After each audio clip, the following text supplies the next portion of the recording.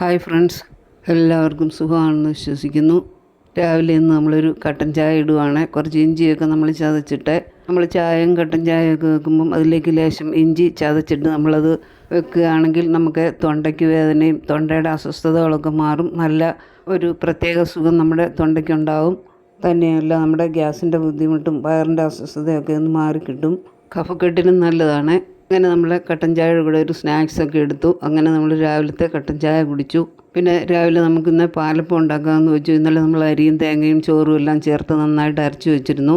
അതിന് നമ്മളിന്ന് വെജിറ്റബിൾ കറിയാണ് ഉണ്ടാക്കിയിരിക്കുന്നത്. അങ്ങനെ നമ്മൾ അരച്ച് വെച്ച മാവ് രാവിലെ ലേശം സോഡാപ്പൊടിയും ഉപ്പും ചേർത്ത് നന്നായിട്ടൊന്ന് കലക്കിയെടുത്ത് നമ്മൾ പാലപ്പം ഉണ്ടാക്കി. അടിപൊളി പാലപ്പമായിരുന്നു. നമ്മളിതിലേക്ക് ഈസ്റ്റ് ഒന്നും ചേർക്കാറില്ല. രാവിലെ ഉണ്ടാക്കുന്ന സമയത്ത് ലേശം സോഡാപ്പൊടി നമ്മൾ ചേർക്കും. പിന്നെ നമ്മുടെ വെജിറ്റബിൾ കറി നമ്മൾ ക്യാരറ്റ്, ഗ്രീൻ പീസ്, ലേശം പൊട്ടറ്റോ ഇവയെല്ലാം ചേർത്താണ് നമ്മൾ ഉണ്ടാക്കിയത്. വെജിറ്റബിൾസ് എല്ലാം നമ്മൾ എടുത്തിട്ടുണ്ട്. അതിലേക്ക് നമ്മൾ സവോള, പച്ചമുളക്, കറിവേപ്പില, ലേശം ഇഞ്ചി ഇവയെല്ലാം കൂടെ അരിഞ്ഞ് ചേർത്തു. മഞ്ഞൾപ്പൊടി ഉപ്പും ചേർത്ത് നന്നായിട്ട് വേവിച്ചെടുത്തു. അതിലേക്ക് നമ്മൾ തേങ്ങയും പെരുംജീരകവും നന്നായിട്ട് അരച്ച് ചേർത്തു. അരപ്പിൻ്റെ കൂടെ നമ്മൾ ലേശം കുരുമുളക് കൂടി ചേർക്കുന്നുണ്ട്. എല്ലാം കൂടെ നന്നായിട്ട് മിക്സ് ചെയ്തു. ഒരുപാട് വെള്ളമൊന്നും ചേർക്കാതെ നല്ല കുറുകിയ പരുവത്തിലാണ് നമ്മൾ ഈ ഗ്രീൻ പീസ് കറി ഉണ്ടാക്കിയത്.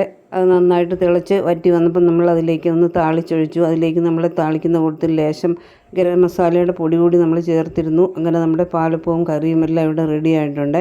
ഇനി നമുക്ക് ബ്രേക്ക്ഫാസ്റ്റ് കഴിക്കാനുള്ള സമയമായിട്ടുണ്ട്. നമുക്കിനി കഴിച്ചാലോ? പിന്നെ നമ്മുടെ ഈ വീഡിയോ കാണുന്നതിൽ ആരെങ്കിലും സബ്സ്ക്രൈബ് ചെയ്യാത്തവരുണ്ടെങ്കിൽ സബ്സ്ക്രൈബ് ചെയ്തേക്കണേ. ലൈക്കും ഷെയറും ഒക്കെ ചെയ്ത് സപ്പോർട്ട് ചെയ്യാൻ മറക്കല്ലേ. ഇനിയും പുതിയ പുതിയ വിശേഷങ്ങളും റെസിപ്പികളുമായി പുതിയ ഒരു വീഡിയോയിൽ കാണാമെന്ന പ്രതീക്ഷയോടെ